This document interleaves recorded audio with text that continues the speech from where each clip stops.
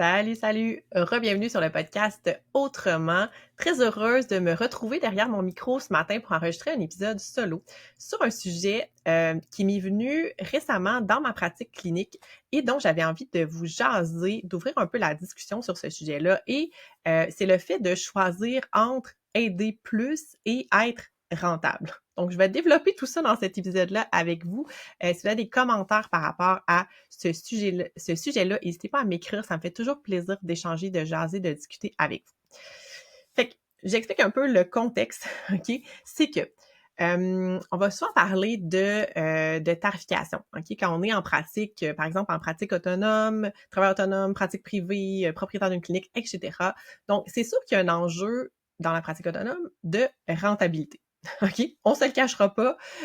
On doit faire notre revenu pour nous permettre de vivre. Puis il y a toujours, je trouve, un enjeu entre le fait d'être rentable puis notre désir de soutenir, d'accompagner.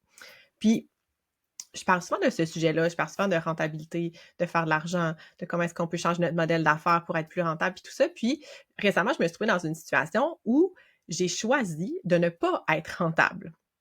Et j'ai fait ce choix-là conscient. Fait que je veux un petit peu démystifier tout ça avec vous, puis vous expliquer un peu, pour moi, elle est où la nuance entre la rentabilité puis le fait de choisir la non-rentabilité au bénéfice du soutien, de l'aide qu'on peut apporter à une personne.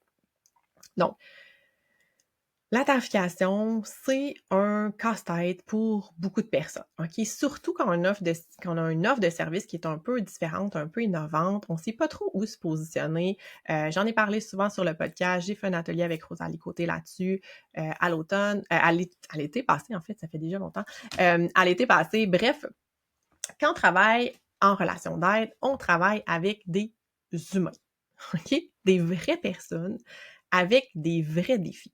Puis quand on est en pratique privée, bien souvent les personnes, quand ils viennent vers nous, c'est parce que, je dis pas que c'est pas comme ça au public, là, mais c'est qu'il y a un réel besoin. Donc quand les personnes sont prêtes à venir nous consulter, à payer, à prendre dans le fond l'argent dans leur budget personnel, dans leur budget familial pour venir travailler avec un professionnel, c'est parce qu'il y a quelque chose d'important qu'ils veulent régler, qu'ils veulent améliorer, que ça soit dans leur vie personnelle, leur santé, leur mieux-être, leur santé mentale, que ça soit pour soutenir leur famille, leurs enfants, name it. Il y a comme quelque chose en arrière de ça qui, un défi, un problème, un enjeu qu'ils ont besoin de régler pour être mieux.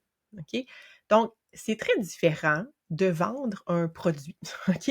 On vend pas des souliers, on vend pas un sac à main, on vend pas quelque chose qu'on désire. OK? C'est pas je désire avoir cet objet, je vais investir pour l'obtenir. C'est j'ai un réel problème, défi, enjeu et je choisis d'y accorder du temps, de l'énergie, de l'argent parce que je veux le régler, je veux aller mieux, je veux que mon enfant aille mieux. OK? Donc, c'est très, très différent. OK? Puis ça, c'est une réalité, je trouve, dont on parle pas assez souvent, avec laquelle on jongle. On jongle vraiment avec des humains qui ont des réels besoins. Des besoins qui ont des impacts souvent très concrets sur leur vie. Puis, c'est complexe tout ça.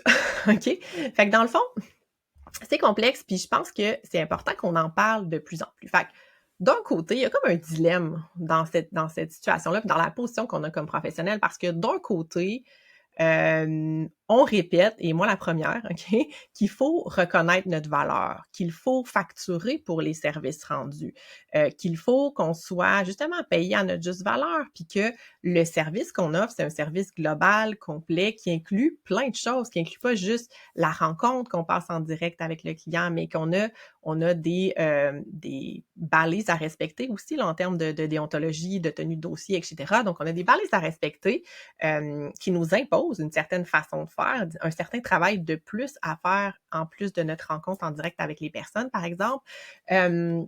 Donc, il y a ça à tenir en compte. Il y a aussi, bien souvent, quand on va prendre en charge un client, des fois, c'est des dossiers qui sont complexes, qui demandent de prendre plus de temps que la rencontre en direct, qui nous demandent de faire des appels, d'écrire des courriels, d'ajouter des rencontres, des choses comme ça. Fait que, d'un côté, ça fait partie de notre travail, mais c'est du temps qu'on devrait facturer ou qu'on veut facturer parce que sinon on n'arrivera pas là, carrément. On va dire ça bien franchement, c'est du temps qu'on prend, que si on travaillait par exemple dans un milieu public, on serait payé pour faire ça, nos retours de courriel, les ouvertures de dossiers, le contact avec l'autre professionnel qui travaille avec l'enfant, le milieu scolaire, etc. Tout ça, c'est des choses pour lesquelles, quand on travaille dans un milieu public, on est payé, ça fait partie de notre temps de travail, de nos heures de travail.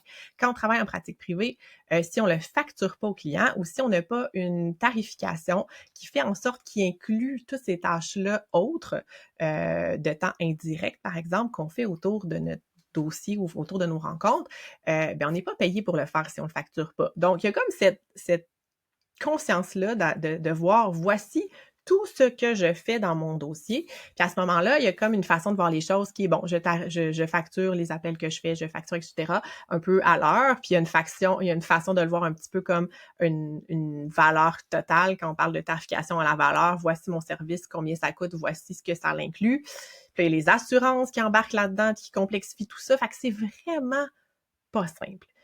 Puis on met souvent de l'avant ça n'a pas de bon sens de faire tout ce travail-là gratuitement, puis il faut être payé, puis il faut reconnaître la valeur de ce que ça apporte, puis c'est important, etc. Puis d'un autre côté, il y a des situations dans lesquelles tu sais, pour certaines personnes, certaines familles, qu'on facture, par exemple, la rencontre avec, je sais pas, la discussion qu'on a avec l'enseignant, l'enseignante qui va nous prendre 20 minutes, puis on leur dit d'avance, voici comment je fonctionne, voici comment je fonctionne quand je dois communiquer, ou dans mon forfait d'évaluation, il y a aussi un appel avec le milieu scolaire, c'est inclus dans le tarif global. Peu importe la façon qu'on fonctionne, pour certaines personnes, dans certains cas, c'est correct. Ça fait partie du processus, puis ça va pas créer grande différence dans leur vie, en gros guillemets, en termes financiers. Là, ça n'aura pas un gros impact financier de payer notre 20 minutes. Dans certains cas, ça a un énorme impact financier. Puis c'est la situation dans laquelle je me suis trouvée récemment, qui m'a fait beaucoup réfléchir parce que en ce moment, je suis impliquée, je vais dire ça, dans un dossier. J'ai pris en charge un dossier, une famille en partenariat parental, ce que je fais plus vraiment beaucoup en ce moment dans ma pratique. Bref, j'ai eu une demande, j'ai dit oui finalement et je me retrouve à faire beaucoup, beaucoup plus de travail que ce pourquoi je suis rémunérée.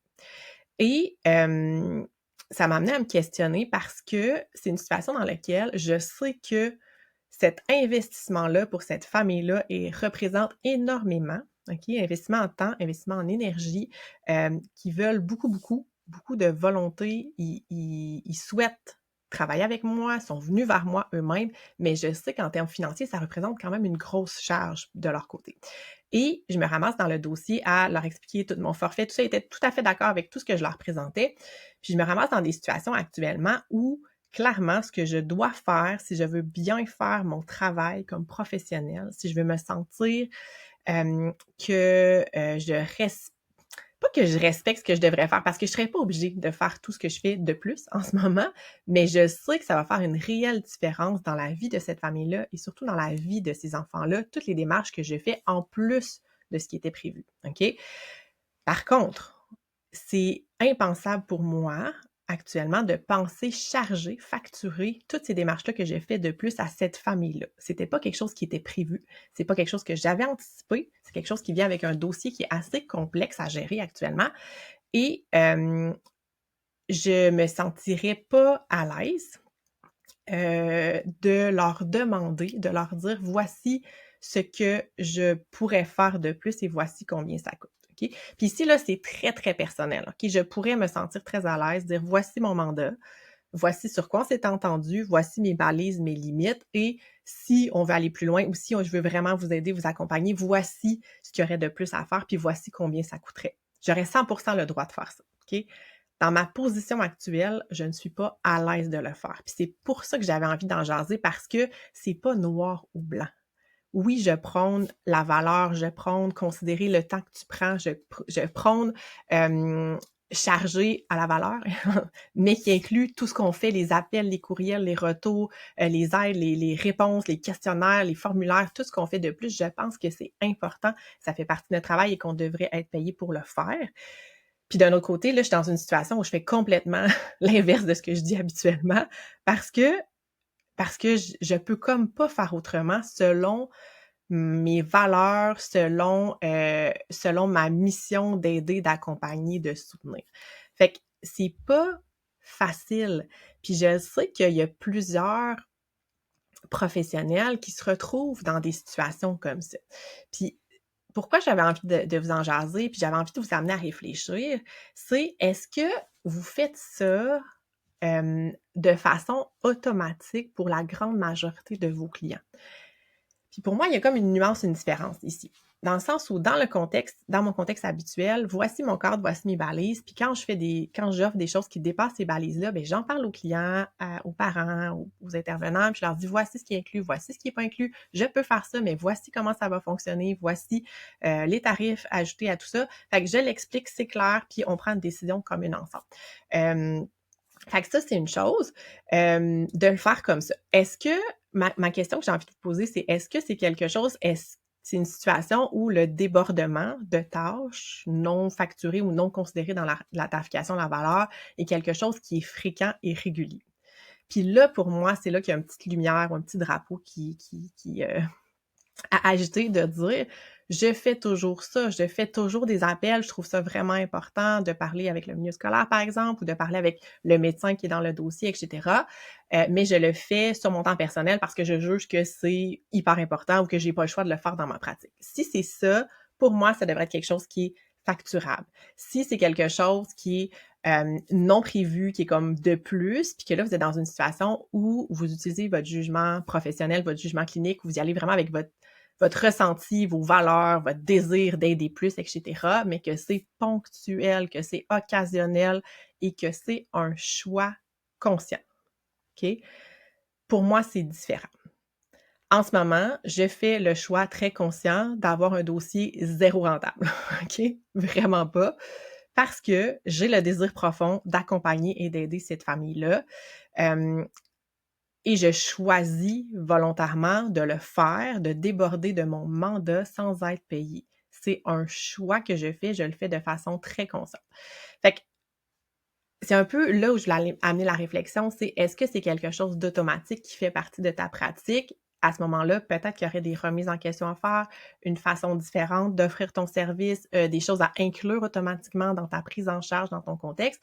Puis, ben, à l'occasion, si tu le fais volontairement par choix, ben pour moi, c'est comme un peu autre chose. Du moins, c'est comme ça que j'analyse la situation actuelle. Puis, tu sais, si vous avez des commentaires ou des remarques par rapport à ça, je serais vraiment, vraiment intéressée à les entendre. Puis c'est pour ça que j'avais envie d'amener cette discussion-là sur le podcast parce que pour moi, c'est quelque chose, c'est une zone grise un petit peu ici dans lequel faut naviguer.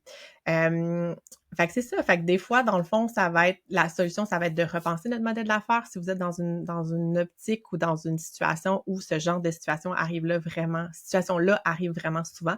Peut-être qu'il y a quelque chose à revoir dans votre modèle d'affaires, peut-être qu'il y a quelque chose à revoir dans vos consignes, dans vos inclusions, dans l'entente que vous avez avec les personnes avec qui vous travaillez. Etc. Puis en fait, genre de ça aussi, c'est exactement de ça dont je vais parler dans Capitalise. Capitalise, qui est un événement qui est organisé par ma collègue Marie-Philippe Rodrigue, qui va avoir lieu le 20 novembre cette année. C'est la deuxième année qu'elle organise Capitalise. J'ai donné aussi une conférence l'année passée.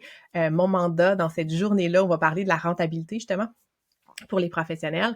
Mon mandat à moi, c'est l'offre de service. Fait que revoir le modèle d'affaires, l'offre de service, comment essayer d'avoir un modèle qui est plus rentable sans s'épuiser, donc faire plus de sous sans se brûler. Donc, on va jaser de ça, on va jaser de revoir les modèles d'affaires, d'inclure certaines choses, de comment, justement, on va parler de tarification à la valeur, de valeur perçue versus de valeur réelle. On va parler de tout ça ensemble dans cette journée-là. Fait que le 20 novembre, vous pouvez vous inscrire, il y a 4 conférences dans la journée. Je vais mettre le lien avec tous les détails. Mais bref, rentabilité chez les professionnels. Donc ça va être vraiment, vraiment intéressant. Donc ça. Puis sinon, ce que j'avais envie de vous dire, c'est si vous avez envie de jaser de ce genre de situation-là, de situations dans lesquelles souvent on se trouve un peu tout seul. Moi, quand j'ai eu cette situation-là puis que j'ai décidé bref, d'aller de l'avant avec le service, tout ça, je me disais, OK, est-ce que c'est une bonne chose? Comment je vois ça? J'ai pris le temps de me poser, de réfléchir, d'analyser, puis tout ça. Puis, dans des moments comme ça, et que j'aimerais ça jaser avec des gens, avec d'autres professionnels, puis j'ai la chance d'avoir un super beau réseau, puis de pouvoir échanger souvent avec des collègues de travail par rapport à des situations comme ça. Puis, en fait, j'ai créé, ça fait maintenant 2 ans, je pense, les Midi Connexions, qui sont des midis dans lesquels on se regroupe, on échange, on discute entre professionnels de la santé, de la relation d'aide. On est souvent à peu près, je vous dirais, entre 5 à 10, 12 personnes dans ces rencontres-là où on va, en fait, mon objectif avec les Midi Connexions, c'est vraiment de créer un safe space. Fait un endroit où on peut venir échanger, discuter. Il y a toujours des thématiques aux Midi Connexions. C'est une rencontre par mois. Il y a toujours des thématiques. Souvent, on va parler, oui, de tout ce qui est la pratique professionnelle. On va aussi parler de, bon, ce qui est la pratique privée, la visibilité, la rentabilité. On va parler de l'organisation, la gestion du temps, la charge mentale. Fait que les sujets vont changer à chaque mois. Je vais aussi souvent à la pêche un petit peu pour voir c'est quoi les sujets dont les personnes qui sont inscrites ont envie de jaser. Donc voilà, fait que le prochain Midi Connexion, c'est le 27 novembre. Il va en avoir à chaque mois jusqu'au printemps. Et c'est possible de s'inscrire à un Midi Connexion juste pour venir voir comment ça se passe, ça a l'air de quoi comme ambiance, ou de s'inscrire à toutes les Midi Connexions si on veut économiser un petit peu. Donc, je pense que c'est le genre d'endroit qui peut être vraiment, vraiment chouette. Bref, j'adore cet espace-là que j'ai créé. J'adore les personnes qui viennent aux Midi Connexion, qui viennent partager, échanger, discuter. C'est toujours des super belles rencontres. On ressort de là avec des idées, un sentiment d'être compris, d'être soutenu, l'opinion de d'autres personnes aussi qui comprennent notre réalité, qui connaissent notre milieu, notre domaine, peut-être l'opinion aussi de professionnels qui sont dans des domaines qui sont connexes, mais qui sont quand même reliés à ce que nous, on fait. Donc, c'est super riche. C'est vraiment des rencontres, moi, je trouve exceptionnelles. Fait que bref, si ça te parle, je vais mettre aussi le lien pour les Midi Connexions. On commence à la fin novembre. Donc, voilà ce que j'avais pour toi, pour vous aujourd'hui. Donc, n'hésite pas à venir me jaser, me partager tes réflexions par rapport à ce sujet-là ou à venir en jaser avec nous au prochain Midi Connexion.